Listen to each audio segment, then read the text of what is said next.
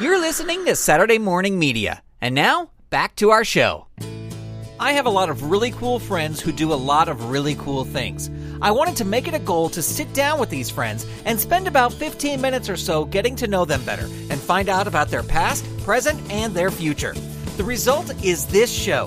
My name is Grant Pachoco, and this is 15 Minutes With. Phoebe Bottoms is a comedian and a good friend, and she is today's guest on 15 Minutes With. Welcome to the show, Phoebe. Thank you, Grant. Good to be here. I want to talk about all the stuff you do, but I want to start at the beginning. You grew up in Minneapolis, correct? I sure did. And what was sort of the first creative thing that you got into, when you were growing up?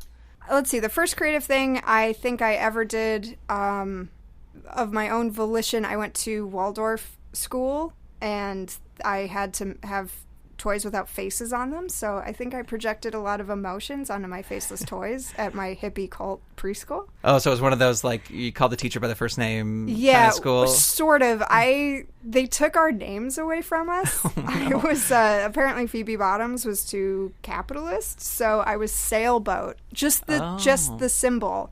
Oh. So, yeah, I called my teacher by her rightful name, which was Twine Ball.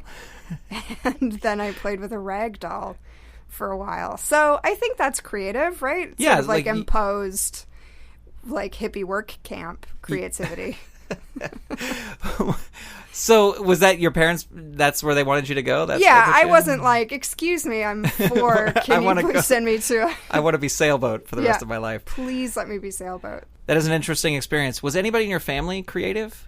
Yeah, both my parents are actors. My mom's more of a dancer. My dad was a puppeteer and actor and retired when I was little, which was nice. Didn't you say your dad worked a little bit with Jim Henson? Yeah, my dad was on Broadway, and Henson saw him on in a show that he was doing and was like, hey, come have a meeting with me. And he was working on a Broadway play. And he asked my dad if he wanted to be a rock in it. And my dad was like, absolutely, I do. So he started training with Henson for a really long time and then got flown out to London to be in the first season of The Muppet Show. Oh, wow. Yeah. Awesome. So, and does, like, when did it hit you, like, the importance of your dad doing that? Or, you know what I mean? I mean, like right away. It was always, like, a huge deal, but it was really fun which is how I know you, when I got into the Henson Workshop. Right. It was kind of a fun cyclical situation where, like, my training puppet from Henson got to meet his training puppet from actual, like, working with Jim and stuff. So I think that was an added level of importance to it. Right. Yeah, well, we'll talk about that. But growing up in school, were you like in theater productions and things like that? Yeah, my family had a theater school, so I went to Waldorf for a year and ate a lot of pond scum because they couldn't tell you not to do things because I had to figure out who I was. Right. So I would go to like the runoff gasoline-soaked pond in the backyard. And I would just pick pond scum up and suck on it. And then after a year, I went back to public school. So I didn't do a lot of theater in like elementary school or high school or anything. But I did it constantly through my parents' program. Yeah. And what kind of productions were that? Were like musicals or? No, we did a lot of like comedy stuff. Real shticky, like plays. I forgot the playwright's name, but we were basically just that guy's theater. I don't think we ever knew him or met him, but we did all of his like really drenchingly, I don't know, like comedy, sticky, a lot of bits. It was a lot of bits. Well, it's funny because you are someone who I consider very funny, and you're very quick-witted, and you have a lot of funny jokes. Oh, and it's funny that you were sort of immersed in this comedy theater, and it seems like that would be an influence. Yeah, I mean, I was gestated in it for a long time. Both my parents are really funny. My dad was a great comedic actor, so I lucked out. Genetically, I don't know if I have as much to do with it as I can tip my hat to the people that made me. So thanks, guys. Yeah. Thanks, Mom and Dad. So going through high school, were you doing productions then, or was it still just with your parents' theater group? It was mostly with the theater group. I started improvising when I was 16. I had always wanted to do stand-up ever since I was like 5 years old. Wow. But my parents didn't know how to get me into it, so they were finally like, well, let's try the improv theater here. So I went to Brave New Workshop when I was 16 and got into their like adult program, and then started performing there every week. And then someone from the stand-up scene was like, hey kids, you want to do comedy? And I was like, yes please. So then I got scooped up and dropped into the Minneapolis comedy scene. Wow. And it's a lewd, lascivious, seedy underbelly of the town, but I love it. Well, it's interesting that you say when you were 5 you wanted to do stand-up. What comedians did you see when you were 5 that really inspired you? I watched a lot of Mel Brooks movies. Like I'd go into second grade school time and be like, "Hey, here's some Spaceballs and Blazing Saddles quotes," and my teachers would be like, "You can't do that here. Yeah. You're making other kids cry." But like History of the World Part 1 was like my favorite movie when I was a kid, and yeah. But comedians wise, I listened to George Carlin a lot. I didn't have a lot of restrictions as maybe I should have as a baby. But I like for my friend's birthday party, I think it was her 6th party, I got a bunch of Henny Youngman jokes and wrote them out on note cards and did a show for everybody standing on top of a pool table. Take my wife, please. Yeah, exactly. I was married and I was an old Jewish man by the time I was 5 years old. Yeah. Well, and so, man, doing comedy starting at like 16, what did you like? Were you out doing open mics and stuff? When I was 16, it was mostly just improv. So I was doing like their weekly main stage shows, and I mean not like the main stage like theater company, but they had like a performance team on Tuesday nights. So I was on that every week, and that really helped with stand up because I feel like the progression that I had sort of equipped me with the skills necessary to survive in that harsh environment. With theater, I was comfortable being on stage, and then improv, I was comfortable being on stage without a net. And then doing stand-up, you kind of need both of those in order to survive. Yeah. Because it might not go well, and you might not have anything to say. So being able to like hold your own and be comfortable with like silence or maybe talking to someone in the crowd is a really useful skill. So yeah. And did you, after high school, did you go to college? I did. I'm technically still in college because I kind of ran the clock out on taking math until they were fine. I was like, hey, okay, well, here's what happened. Junior year of college, my now husband, then boyfriend, had a script picked up by FX and was commuting back and forth between Minneapolis and LA. So we were finally like, let's just move out to LA. Mm-hmm. And my mom kind of kicked me out of the nest. She's like, if you don't leave with Matt now, then you might never leave, which I think now is a little dramatic, but I'm really glad that she did that. But I then finished up my generals at UCLA and basically then just majored in hodgepodge, math avoidance and dead languages. So I like took Yiddish out here and sent it back. And anyway, but I kept asking if I could not take math. And then finally, just like last year, they're like, fine, just write us a paper about why you can't do math. And I did. And they're like, all right, we're going to publish it. And also you can take logic instead. We're just so tired of having you around. But I still get student discounts. Oh, excellent. So working the system there. Who's on top now? Yeah. Yep. And so when you came out here and you were studying on Henson Classes, did you do stand-up out here? Yeah, more now recently than in the beginning. I started acting and improvising again sort of initially coming off the boat in LA. Yeah. And sort of for the same reason I didn't do it before, because I didn't know where to start. Like, it's hard to be dropped in a new environment. And LA, stand-up wise, is super different from Minneapolis. Yeah. That's a whole other thing. But basically, in Minneapolis, it's more of a profession because you can go on the road and work on the weekend and then come back and work on your writing all week. And here, it's a little more the end goal is different than it is there. So it was hard to figure out like which community to be part of, because it's also, you know, there's like the factory store, the comedy store, Laugh Factory contingency, and then there's like the alt people. So but I just 6 months ago, got my own show. Excellent. In Los Feliz called the Comedy Palace at the Palace Chinese restaurant. And if you're capable of time travel, this will be several weeks away when you're listening to this, but come back to the Thursday that we're recording it on, and you can come to my show tonight. Excellent. Or come to the show the next Thursday after you hear this. Is there a place online where people can go to check out when the dates are? You sure can. It's comedypalacela.com, or find us on Facebook. That's usually where the most recent updates are. It's Comedy Palace LA.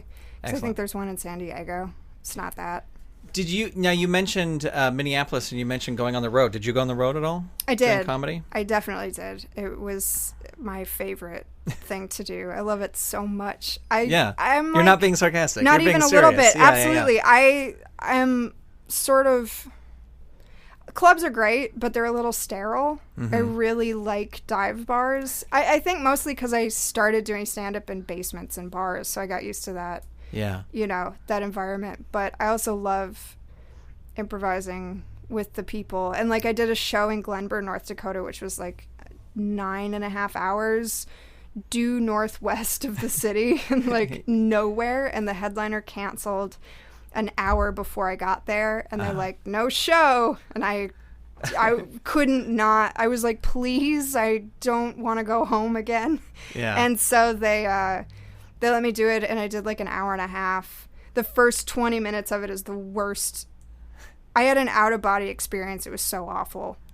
Because I was just telling them all the stuff that people in the city liked, but they don't care about being a young Jewish girl in Minneapolis. So as soon as I kind of got over that, I was like, I don't know what else to talk to you guys about, so what do you want to talk about? And then it was great. It was really fun to connect with people on stage because they all knew each other from around the community, and it was really fun. And what did the owners do at the end? Were they like, hey, great, that was great? Yeah. Because the thing about that show specifically is they don't get a lot of entertainment. I mean, the main street that the show is on was just 6 bars in a row across from an oil field. So it means a lot to them for entertainment to come through, and I think a lot of people resent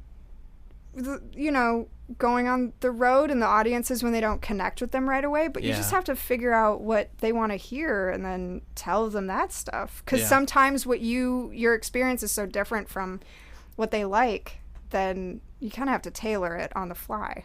So when you were out here, were you taking improv classes out here? I did UCB for a while, and then I was at Beverly Hills Playhouse, which was fine, and it was good to start acting again. Yeah. But I missed doing stand-up, because I would go back to Minneapolis and work and come back out here. But it's really great out here. It's fun once you find your clump of people. It makes it a lot more supportive and comfortable. Yeah. And what you mentioned, the Henson Workshop beforehand. Where did you hear about the Henson Workshop? A friend from Minneapolis posted that floating open letter saying, hey, we need some not white guys, please. Yes. And I was just going to flip past it, but my husband was like, whoa, what was that? And I clicked it and was like, this won't happen, but I guess I'll submit. And and then 5 months later, I got spit out of the puppet system, and that's pretty much what I've been doing since. That's been my main deal. So. And had you done, I know you said your dad worked with Jim Henson. Were there puppets around the house growing up, and you were familiar with them? Yeah, kind of my entire childhood was being taught how to animate inanimate objects. So I hadn't really professionally puppeteered pre-Henson, right? But I had enough kind of actor, parent, hippie, hey, look, how do you make this rock look like a real thing? And so that kind of helped after the fact. But but my dad had his puppet from Henson that I'd play with all the time, and it was kind of falling apart and old, but I loved fiddling with it. Yeah. But yeah. Yeah, and what as we're wrapping up here, what is one piece of say stand-up comedy advice that you wish you had when you were starting out, that you could Either that somebody gave you or that you've just learned that you wish you could go back and say, hey, Phoebe, who's starting comedy? Safe for radio to say. I guess it's not radio. That's podcast. Yeah, we try to keep it. Let's keep it decent. Yeah. I would say, hey, maybe don't listen to everyone who tries to give you advice and just write the kind of jokes that you like, because that'll probably expedite the process. Yeah. In finding your own voice. So I'd say that to anybody. Yeah. You don't have to write a joke that finishes up by the end of your tiny notebook page. Right. Yeah. Excellent. Well, Phoebe, if people want to find you online and keep tabs on what you're doing, where can they go? They can go to PhoebeBottoms.com if you want to see my old acting reel. You definitely don't have to do that. Otherwise, I'm on Twitter at Phoebe Bottoms. I'm on Facebook, Phoebe Bottoms. Check me out at Comedy Palace LA, because that's real fun, and you can see me in person there every week. Absolutely. Well, I will shake my hand. There you go. I will put links to everything in the show notes. Yay. And Phoebe, thank you so much for talking to me today. Hey, Grant, thanks for having me. My pleasure. Phoebe Bottoms was my guest on this episode of 15 Minutes With. And as she just said, you can visit her website at PhoebeBottoms.com. That's PhoebeBottoms.com. And you can also find her on Twitter, where her username is Phoebe Bottoms, or on Facebook by searching Phoebe Bottoms. Also, if you're in the Southern California area, check out her live stand-up show at ComedyPalaceLA.com. 15 Minutes With on the GrantCast is a production of Saturday Morning Media and is made possible by the Saturday Morning Media Patreon patrons who've gone to patreon.com/Saturday Morning Media and set up a monthly donation for as little as $1 a month. Huge thanks to Shay Stewart, Mer Lafferty, Jeff Peterson, Dale Gadania, Steven Staver, Jackie Klimo, Melissa Crawford, Chuck, Matthew Wayne Selznick, Dave Slusher of the Evil Genius Chronicles, Mike Coughlin, Dorothy Pachoco, John D., Kathy Crawford, Brian Greer, Carrie Whitney, Chuck Tomasi, Chris Foster, Stephen Ing, Clinton of ComedyForecast.com, Vicky DeVries, Mike Wapshall, Twitter user Butzingear, a.k.a. Wildcat, Eve Cunning, Mike Hamilton, and Gaston Morneau. If you'd like to support this show and the other fun content from Saturday Morning Media, become a patron. Head on over to patreon.com/Saturday Morning Media and set up your donation today.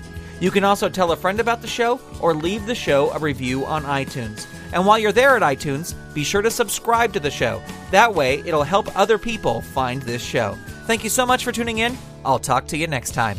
The GrantCast is copyright 2016 Saturday Morning Media, Grant Pachoco, executive producer. All rights reserved. www.SaturdayMorningMedia.com. You've been listening to Saturday Morning Media. Stay tuned. We'll be right back.